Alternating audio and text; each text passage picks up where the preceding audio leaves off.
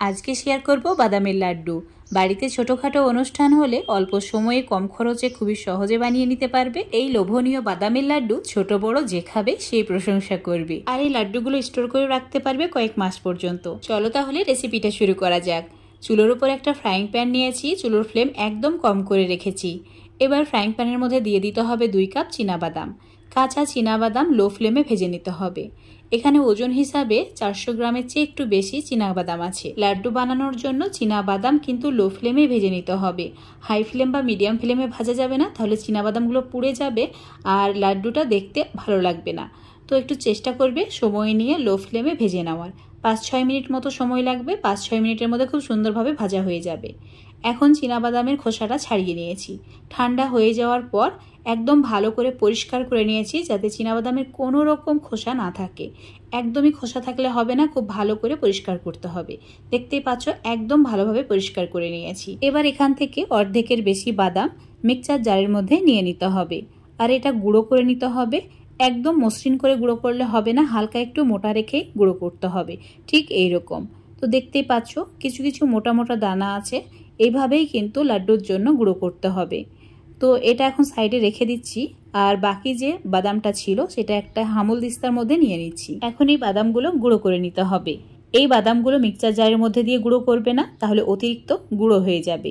এইভাবে একদম আলতো হাতে হালকা করে ক্রাশ করে নিতে হবে। আর এই বাদাম গুঁড়ো লাড্ডুর কোটিং করার জন্য ব্যবহার করব। তো একটা প্লেট বা থালার মধ্যে ঢেলে রেখে দিতে হবে। এখন চুলোর উপর একটা ফ্রাইং প্যান নিয়ে নিতে হবে।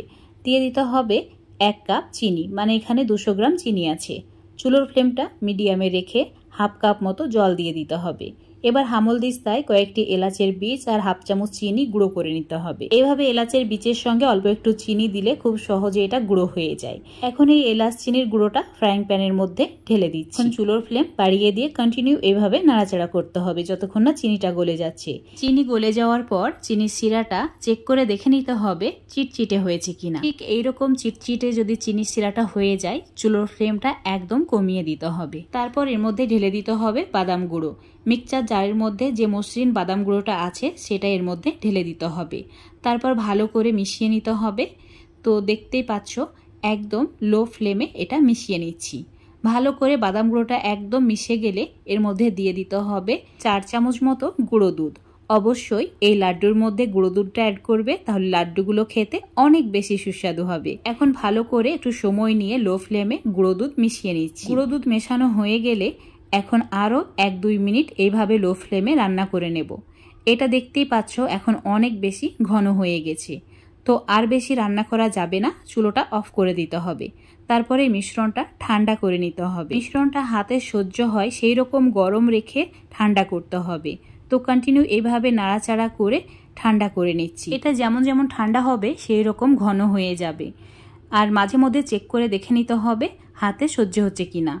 দেখতেই পাচ্ছ এটা কিন্তু অনেক বেশি ঘন হয়ে গেছে। এখন এটা ঠান্ডা করা যাবে না, তো হাতের মধ্যে সামান্য পরিমাণে ঘি নিয়ে অল্প অল্প করে এইভাবে একটা লাড্ডুর মতো অংশ নিয়ে একদম গোল করে নিতে হবে। এবার এই লাড্ডুটাকে আগে যে হামল দিস্তায় বাদামটা গুঁড়ো করে রেখেছিলাম না, তার মধ্যে এইভাবে গড়িয়ে নিতে হবে। তারপর এই বাদামগুলোকে লাড্ডুর সঙ্গে ভালো করে হাত দিয়ে চেপে চেপে এভাবে লাগিয়ে নিতে হবে।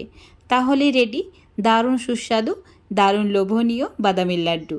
একইভাবে সবগুলো রেডি করে নিচ্ছি।